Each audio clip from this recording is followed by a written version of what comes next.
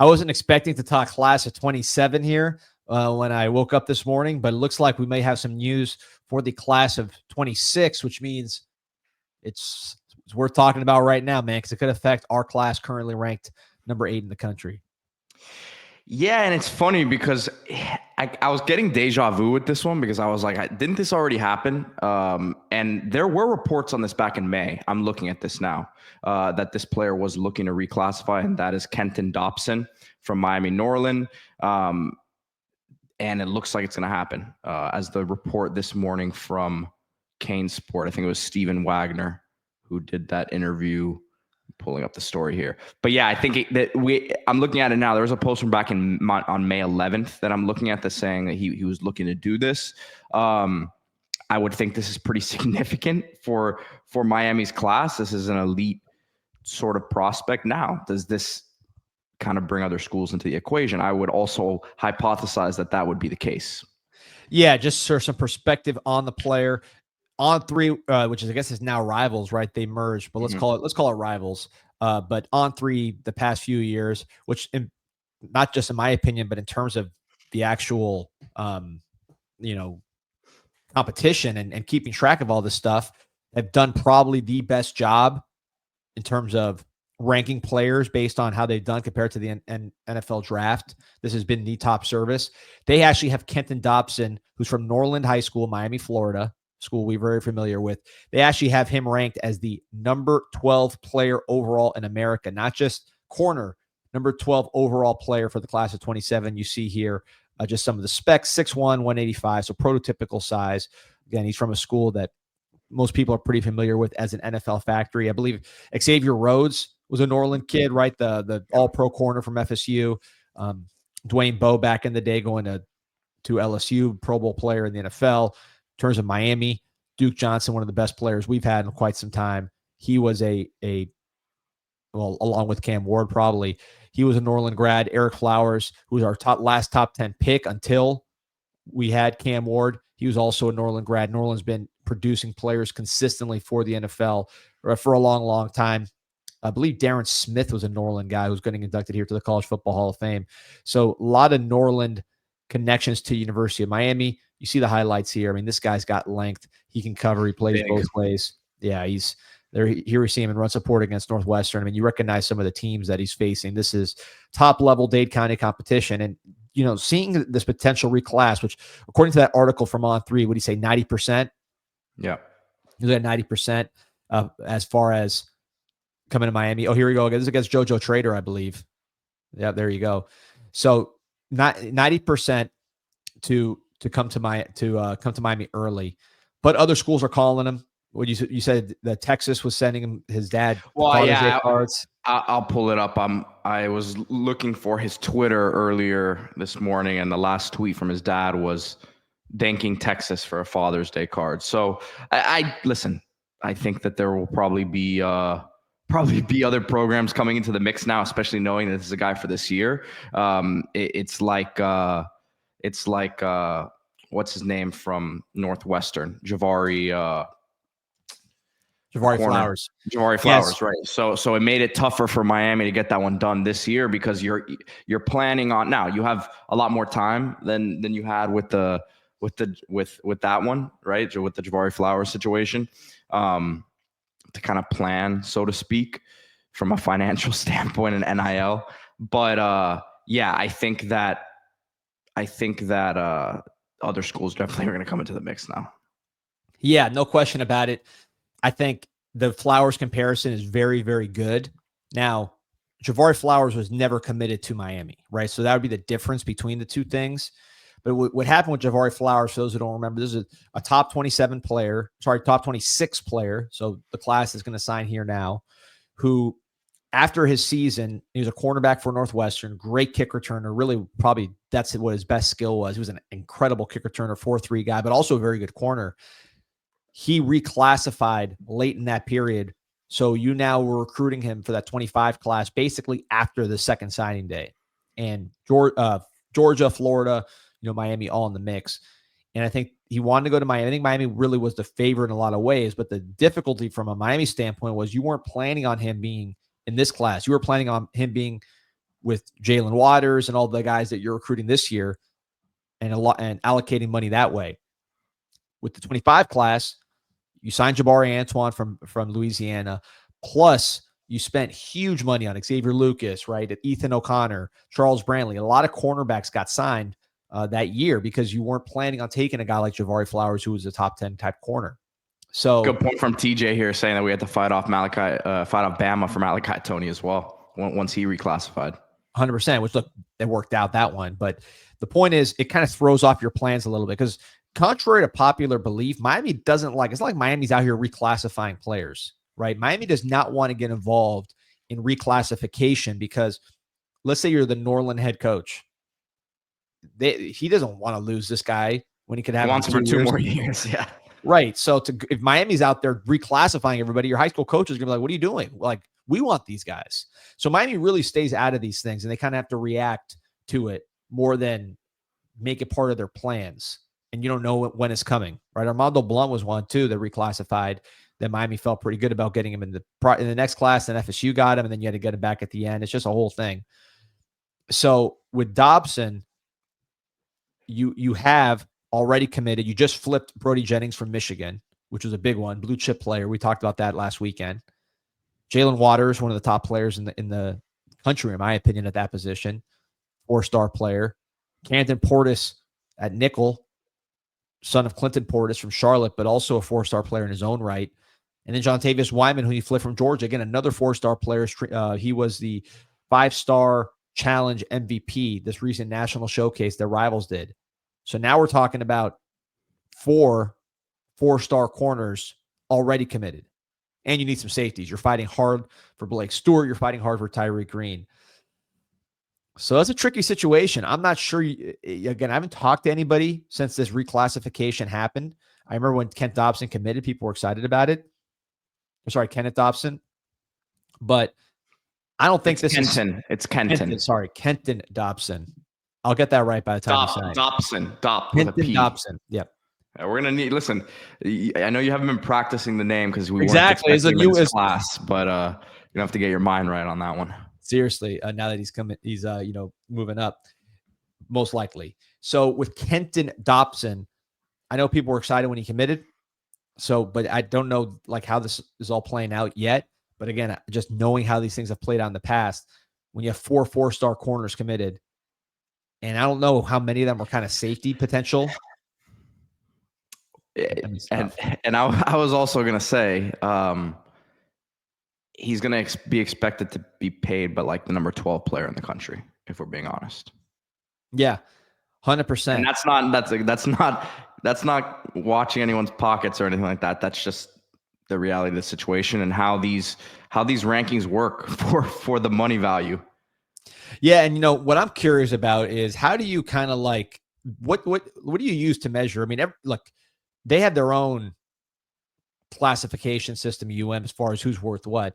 But I wonder, like, if you're negotiating with an agent, you were an agent, so you guys look to comps, right? Comparable contracts. Yes.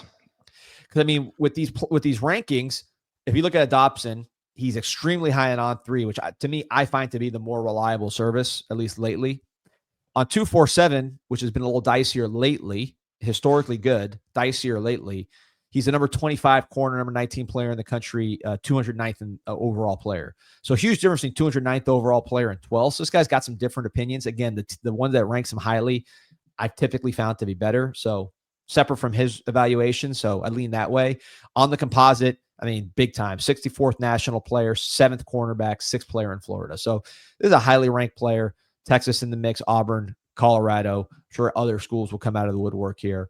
But this is a potentially very interesting situation to follow if you're a Miami Hurricane fan. Lots of questions. Yeah. As Apollo asking here, or making a comment that some of these guys could play safety.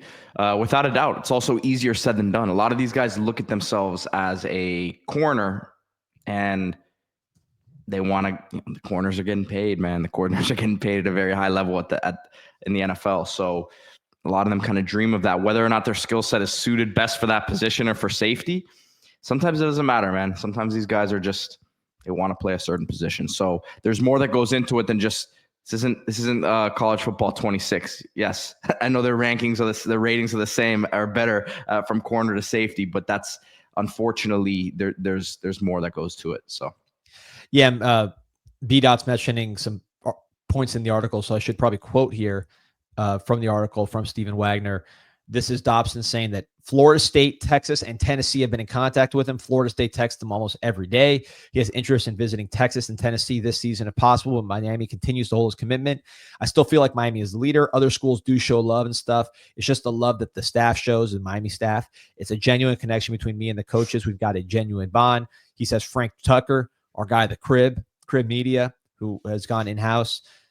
Great dude. Defensive backs coach Zach Etheridge, secondary coach Will Harris, and defensive analyst your guy Terry Jefferson, along with Cristobal, have all been recruiting. The plug, man, from his Booker T days. That was his nickname. Is that where you got the nickname? No, I didn't.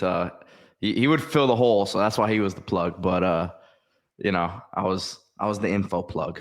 He says he wants to go to Notre Dame in Florida this year for game visits. So this is going to be a battle. This will when a guy reclassifies. I mean, their entire process moves up, and I think, as he said, look, Miami's obviously been in contact with him and been very strong on him. But these other schools will look at it and say, okay, look, we've got to move now. So we've got to act pretty desperately. So we'll see. There's a lot of other guys committed, and the other guys are recruiting. So that's the other part of it. How much do they like him compared to the other guys in the class? Yeah, and the safety thing, I'm not sure any of these guys jump out as a safety. So Jontavius Wyman and Camden Portis, I've seen both of those guys. They're not the biggest guys in the world.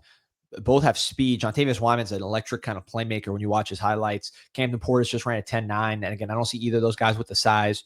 Waters, I think, has the size to play safety, but is more like a Mike Rumpf type corner, at least in college. Corner is really where he thrives, and I think that's where Miami wants him to be. Brody Jennings, another guy with enough size that he could do it, and he's a physical player. His dad played linebacker. Both his brothers played linebacker. But one of them, we didn't mention his brother Braden, who's at Mississippi State, along with his brother Bradley, who went to Miami. But all these guys are linebackers, and of course, his dad, the late Bradley Jennings Sr., played linebacker for FSU. But Miami loves. I think it's Brandon Jennings. Sorry. So he played with Brody. Miami loves him as a man cover corner. That's what their favorite aspect of his game is. So I don't see him moving to safety either. So, we'll see. Lance Orestes saying we can't keep losing these kids. I mean, you don't want to keep losing local kids. This kid's committed, right? So you're further ahead than you were with a Calvin Russell or some of these other guys. I mean, he's in the class. It's just and he's further ahead than Flowers was when he reclassified, and yet they recruit him again. It's just look, it's a tricky situation, man. I understand from Dobson's standpoint, and Pete, I don't know what you think about this kind of from your agent perspective. His view of reclassifying is you get it going a year early, learn the playbook. And in the NFL, this is what he's saying. In the NFL, when you get your second contract, that's when you make the big money. If I stay in 27, that would be an extra year to get to that. So it's two reasons. Also, health, college, they have better resources to take care of your body than in high school, and nutrition on top of that. So what do you think of that thought? I mean, it's valid points. I think that as Canes Cats Heat 305 has said before on here, as he commented earlier, he's not a fan of the reclass. I think every player and every prospect's situation is different. Dobson doesn't look like a guy who's tiny. The size thing is not something that necessarily concerns me with him. Even in the pictures of him in street clothes, I haven't seen him up close to pass the eye test like you always talk about, D. But there's some guys I know they're a ways away physically. He doesn't strike me as that sort of player. Yeah, no, he's a good sized guy. I think at corner especially, that looks really, really good. Right. So yeah, you listen, he's a top 15, 20 player in his class on three, but those types of players, even a year away, even if this was his real class, they're based on physicals that early in the ranking process. So that's got to tell you something. Yeah. And I mean, he's played. I mean, if you watch his highlight reel, you see him covering Calvin Russell. You see him covering JoJo Trader. I mean, you're seeing real guys in that mix that he's covering. So I think that's something to keep an eye on as well, that he's covering real players in his highlight reel. The competition level is pretty significant at corner. And look, at the end of the day, I know South Florida's dropped off, and people said it, and it's true, it has.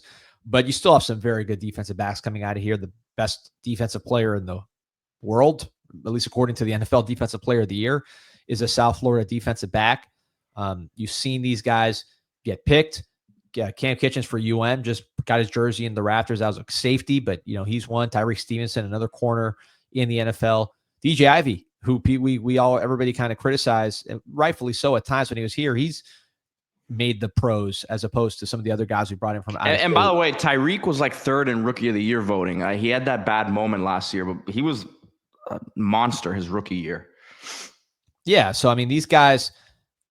And that's just Miami guys. I mean, there's plenty others that have gone to other schools. Tyson Campbell just signed a monster deal. So there's a lot of these guys making plays in the pro level. So I think at defensive back, you still have some really good ones in the mix. D'Angelo Pons right now, who was a guy I liked in high school, who we didn't recruit. He's going to be an All-America type player. OJ Frederic and Xavier Lucas, basically your top two corners this year, freshman All-America types. So a lot of good players still locally. In terms of local guys, it's interesting because you talk about the corner class from the past 2 years. Really, it's been a while. I didn't realize it until we started talking about it. But as I go back, I guess Chris Ewald last year, you did sign a Miami or a South Florida corner to the Canes, and he's someone that Miami likes a lot. The Miami thinks he was headed to play early. He hurt his collarbone in spring. I think he's still probably going to play early. But as far as like Miami area, South Broward area corners, I think it's just him. If Bryce Fitzgerald plays corner, he'd be one. But in this year's class, Brody Jennings from Jacksonville, Wyman's from Atlanta, Portis is from Charlotte, Waters is from Tampa. And then the year before, I don't think you got anybody. Ryan Mack. Mack. Actually, no, I take it back. You got Frederic And Ryan Mack, yeah. Right. But it's not like, again, this year's class, there's none. So this would be one more kind of local guy in that mix. TY saying, what do you say about all these handlers and local UM media personalities that trash our program and the local kids are connected to these people? You don't think it has an impact on kids coming to the U? I say it all the time. The biggest problem with kids coming to the U locally, on top of just the financial stuff with everybody knowing what each other makes, is, there's negativity around the program everywhere. There's negativity in our fan base around the program when the team doesn't do well. So when you're local, you're just closer to all that. I don't think it's just a media personality or a handler. I think it's everybody watching the games, man. We got people on this chat that are frustrated with when things go wrong. And most people are. Look at the CanesInSight message board, almost 7.5 million posts and counting. So check that, go sign up there for free if you haven't done it. There's people complaining there when things don't go our way. It's just the kind of the nature of the beast, I believe. Mario's cleaned a lot of that up, though. I really feel like, yes, you still see some stuff, but like those games were being played a lot more with previous staffs. No doubt about it. No doubt about it, Pete. There's always going to be a bad egg, but big bad eggs. But anyways,